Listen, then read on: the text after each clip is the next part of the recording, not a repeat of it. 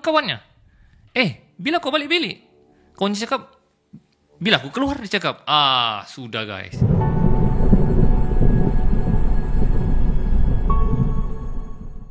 Bismillahirrahmanirrahim. Assalamualaikum warahmatullahi wabarakatuh dan salam sejahtera. Selamat datang ke channel Ali Bosco.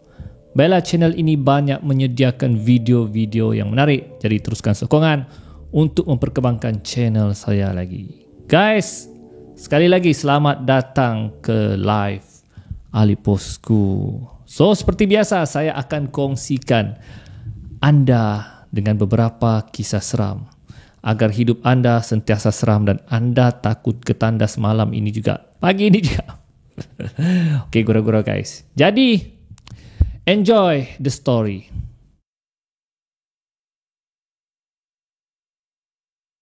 Oke guys, cerita seterusnya dikongsikan oleh Ahmad. Dia pelajar di sebuah universiti di utara Malaysia. Di mana tuh? Di Perlis kah? Di Pulau Pinang kah? Di Kedah kah? Di sana antara itulah. Dan oleh kerana kemasukan mereka masa tu ramai, jadi kolej asrama lama terpaksa dibuka untuk pelajar-pelajar lah, ya. Jadi dia di antara yang tinggal di kolej itulah dan pentakbiran kolej itu bagi tahu hati-hati tinggal di kolej itu dan jangan buat sesuatu yang tidak baik lah. Dan dorang cakap kolej ni sudah dibersihkan. Mungkin ada Ustaz Ruqyah ke apakah kan. Jadi selamat untuk ditinggal. Jadi dia pun tinggal lah, pemuda tu tinggal di kolej itu. Di awalnya memang tidak ada gangguan. Tidak ada gangguan. Dan masa tu zaman muzik rock. Jadi ramai orang yang suka dengar lagu muzik rock tahun 90-an lah. Rock ni kan yang Amy Search, Wings, Isabel apa semua rock lah kan time tu. May. Jadi suka dengar muzik yang kuat-kuat sampai security tegur jangan pasang muzik kuat-kuat mengganggu penghuni lain, begitulah. Dijadikan cerita bermula gangguan apabila kasut dan selipar penduduk kolej tu hilang. Bukan satu orang dua orang, banyak hilang. Ya, bukan juga dicuri. Jadi di situ permulaan, tapi dorang sangka itu benda tu biasalah, ya. Jadi dijadikan cerita pemuda ni masa tu dia terbangun tengah malam. Jadi dia macam mau ke tandas. Jadi dia minta bangun kawannya lah, temankan aku tandas. Jadi kawannya pun ikutlah. Kau ni penakut juga, dia cakapkan. Mau ke tandas pun minta bawa kawan. Jadi kawannya menunggu di luar lah. Dia kencing. Lepas tu bila dia keluar, kawan dia tu hilang. Terkejut dia, mana kawanku tadi, dia cakapkan. Kemudian dia balik ke bilik. Dia tengok kawannya tu tidur. Kemudian dia bangun kawannya. Bila kau balik bilik? Kawan dia cakap, bila aku keluar, dia cakap. Sudah guys. Jadi siapa yang temankan dia ke tandas? Itu diantara gangguannya lah. Kemudian satu hari mereka macam ada stay up untuk buat assignment dengan kawan-kawannya lah. Dan bila mereka stay up, tiba-tiba tingkap, kalau kamu tinggal di kolej, tingkap mereka tiba-tiba dilempar pasir. Jadi terkejut lah. Pasir mana tu? Mencakapkan. Jadi mereka buat lah dan cakap mungkin burung ke apakah. Tiba-tiba tingkap mereka dibaling pasir lagi. Jadi cakap siapa membaling pasir ni? Dia macam bunyi kalau pasir kan bunyi gitu kan. Dan tak puas hati, kawan dorang ni pergi buka tingkap tu. Dan bila dia buka tingkap tu, pop, pasir tu betul-betul ke muka dia. Jadi yang dia cakap begitu kan, kurang asam betul siapa yang lempar pasir ni. Dan bila keluar tengok dari tingkap tu, tidak ada orang. Jadi dorang sudah pelik, siapa pula lempar pasir ni? Jadi dorang tutup tingkap. Ya, tutup tingkap. Tiba-tiba di tingkap tu ada bunyi macam cakaran. begitu. Wah, tiga orang yang dorang tengah begadang ni terus berpelukan, ketakutan dengar bunyi cakaran di tingkap tu. Tadi bunyi pasir, lepas tu bunyi cakaran. Dan tidak lama kemudian mereka nampak kelibat seperti ada satu makhluk berbulu hitam di luar tingkap tu berjalan melihat mereka di luar tingkap. Apalagi mereka keluar bilik itu lintang pukang menuju ke bilik kawan mereka dan bagi tahu ada benda tu di luar. So ramai-ramai dong dia bagi tahu kawan bilik sebelah, kembali tengok dari tingkap, tapi benda tu sudah tidak ada. Dan bukan saja mereka, hampir satu college diganggu macam-macam gangguan yang mereka alami.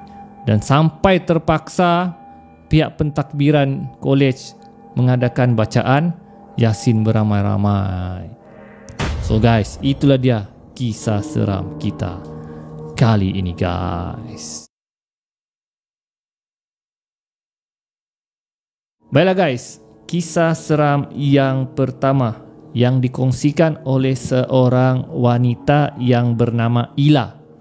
Okey, Ila ni dorang tinggal di satu perumahan. Okey, rumah dorang tidaklah kaya sangat, dorang ni orang sederhana lah ya. Di rumah tu ada 3 bilik. So satu bilik lelaki, satu bilik perempuan, dan satu lagi bilik family dia. Okey. Jadi satu hari nenek Sila ni sakit.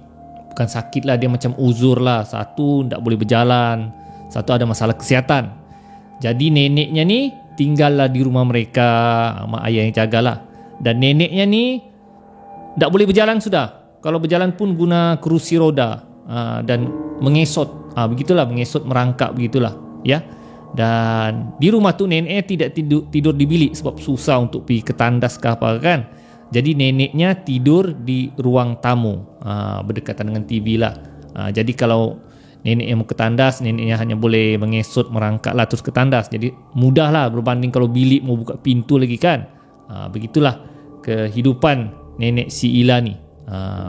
Tapi nenek si Ila ni kadang-kadang dia selalu meracau. Dia kata nampak ada kelibat lah, nampak ada orang di tingkap lah. Tapi keluarga si Ila ni Boban tak tahulah ya, dorang anggap itu perkara biasa ya, perkara macam memanglah orang tua akan layan je lah, begitulah ya. Okey. Dijadikan cerita satu pagi, pada waktu pagi, biasanya bangun seperti biasa, bersiap untuk solat subuh dan sarapan pagi.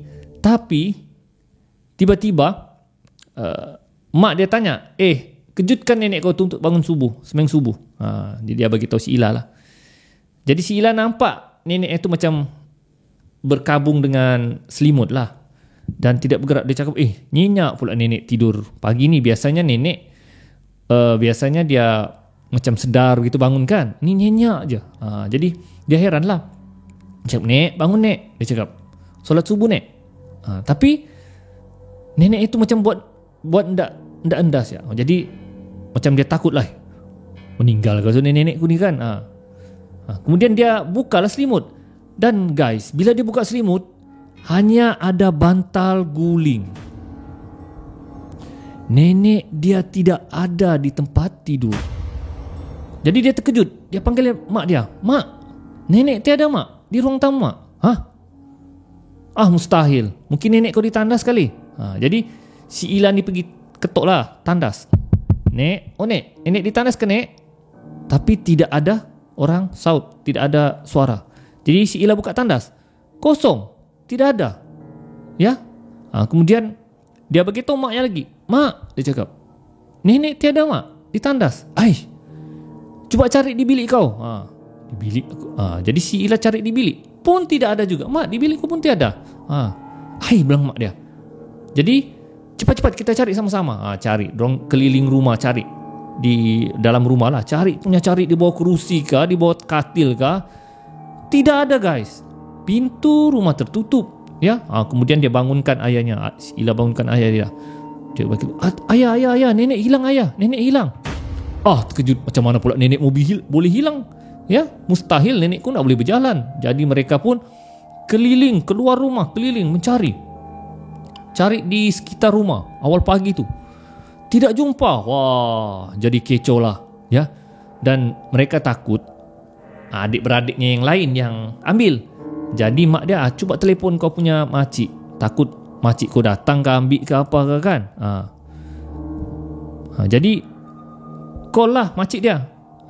Kenapa ni call awal-awal pagi ni? Makcik, nenek ada tak pergi rumah? Dan makcik, mana ada, kan dengan kamu.